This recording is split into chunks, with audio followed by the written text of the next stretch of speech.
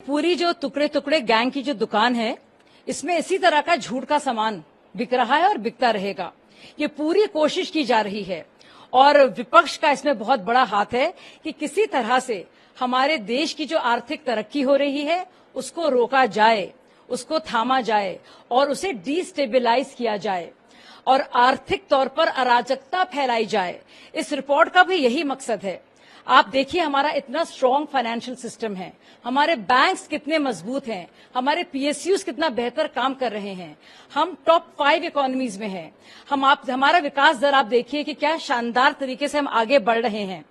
लेकिन कई लोगों को और कई देशों को ये बर्दाश्त नहीं है और ये वही टूल किट आपका गैंग है जो बाकायदा इस्तेमाल कर रहा है इन तरह की रिपोर्ट्स को। चाहे वो बीबीसी की फिल्म आती है तो कभी इस तरह की रिपोर्ट्स आती हैं या फिर पेगासस मामले उठाए जाते हैं, जो उठाए तो जाते हैं सिर्फ और सिर्फ सरकार को और देश को बदनाम करने के लिए, लेकिन उसका असली में उसके पीछे क्या सच है ये सामने नहीं आता, क्योंकि ये भी जानते हैं कि पूरी तरह से ये कवर अप है, छुपाने का काम है और देश को बदनाम करने के लिए इस तरह के झूठे कैंपेन्स लगातार चलाए जा रहे हैं जो प्रायोजित हैं और पूरी तरह से सुनियोजित हैं।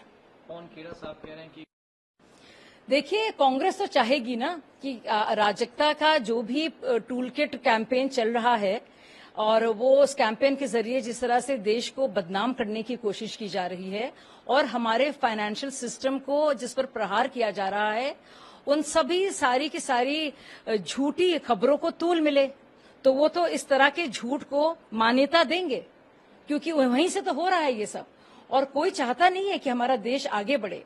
तो जो डिस्टेबलाइज करने वाली ताकतें हैं उनके साथ कांग्रेस पूरी तरह से मिली हुई है। आप देखिए क्या हो रहा है बांग्लादेश में, किस तरह के संगीन इल्जाम लग रहे हैं राहुल गांधी पर। उनकी मुलाकात किससे हुई, क्यों बांग्लादेश के मामले में जहां पे आप देखें किस तरह से अराजकता है उस पर कुछ भी बोलने से बच रहे हैं राहुल गांधी।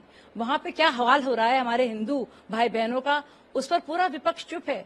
लेकिन भारत में आर्थिक अराजकता हो, हिंडन रिपोर्ट पूरी तरह से सच्ची है। हमारे देश के बैंक गलत हैं, हमारे सेबी गलत है, हमारे देश के न्यायालय गलत हैं, हमारे पूरा फाइनेंशियल सिस्टम गलत है, लेकिन हिंडनबर्ग रिपोर्ट सही है।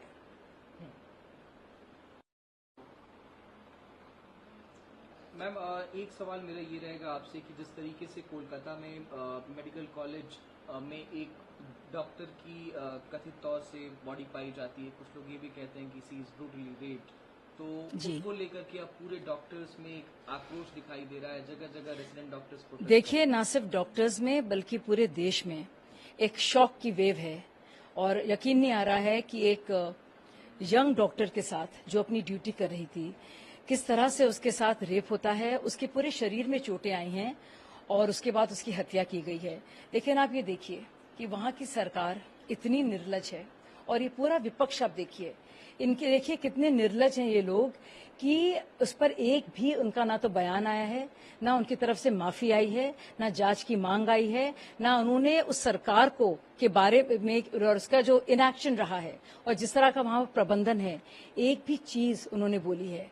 पूरी तरह से खामोश हैं सब लोग, क्योंकि ये जो एक हमारी बहन की, एक डॉक्टर बच्ची की जो मौत हुई है और उसके साथ रेप हुआ है वो पश्चिम बंगाल में हुआ है, तो जाहिर है सब लोग चुप रहेंगे।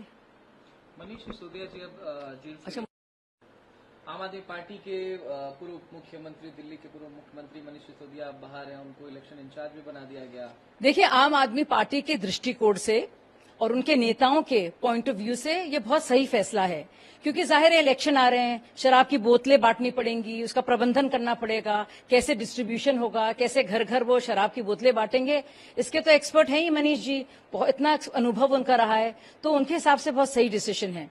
लेकिन आप ये सोचिए, ये लोग जो कह रहे हैं कि अगर सब लोग हम लोग मिल जाएं तो 24 घंटे में हम अरविंद केजरीवाल को बाहर निकाल लेंगे, तो ये क्या कहना चाह रहे हैं? बांग्लादेश में आपने देखा है क्या किया है वहां पे बाकायदा जो चीफ जस्टिस है, सुप्रीम कोर्ट में घुसकर लोगों ने उनका रेजिग्नेशन लेटर, उनका त्याग पत्र उनसे लिखवाकर उनको बाहर निकाला है। तो कुछ इस तरह की मंशा है मनीष सिसोदिया की। क्या कहना चाह रहे हैं? क्या ये सारे फैसले हमारे सुप्रीम कोर्ट नहीं लेगा, बाकी कोर्ट्स नहीं लेंगे? क्या हमारी लोकतांत्रिक प्रणाली को चुनौती दे रहे हैं? क्या वो हमला करने की बात कर रहे हैं? क्या वो इस तरह से बाकायदा गुमराह कर रहे हैं लोगों को और कह रहे हैं कि सब लोग मिल जाएं, मिलजुल कर सुप्रीम कोर्ट को क्या ये लोग चुनौती देंगे? और क्या चीफ जस्टिस को इस तरह से ललकार कर वो त्यागपत्र लेकर अरविंद केजरीवाल की रिहाई करेंगे? क्या मतलब है उनका इस बात से कि 24 घंटे के अंदर हम रिहाई कर लेंगे? मतलब वो क्या कहना चाह रहे हैं? वो किसको चुनौती दे रहे हैं?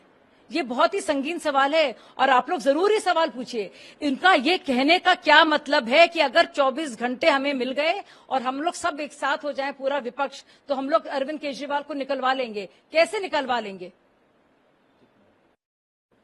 मैम, एक वायरल वीडियो सामने आ रहा है जिसमें फारूक अब्दुल्ला साहब ये कह रहे हैं कि सेना और आतंकवादियों की मिलीभगत है, जिस तरीके से आतंकी घुसपैठ और तमाम आतंकी गतिविधियां घाटी में। देखिए, हमारी विपक्ष की पार्टियों ने हमारी सेना पर बहुत ही भद्दे और गंदे इल्जाम लगातार लगाए हैं, चाहे वो सर्जिकल स्ट्राइक्स हो या और भी, चाहे वो हमारे सेना प्रमुख जो हमारे सीडीएस जो अब हमारे बीच नहीं रहे हैं, फॉर्मर सीडीएस बिपिन रावत जी के बारे में गंदे अपशब्द का इस्तेमाल हो। लेकिन अब तो फारूक अब्दुल्ला जी ने हद पार कर दी है। कभी वो चेताते हैं कि हम लोग अगर मुज़ाकरात या बातचीत नहीं करेंगे तो पाकिस्तान एक न्यूक्लियर नेशन है, यानी कि हमें उनसे डरना चाहिए।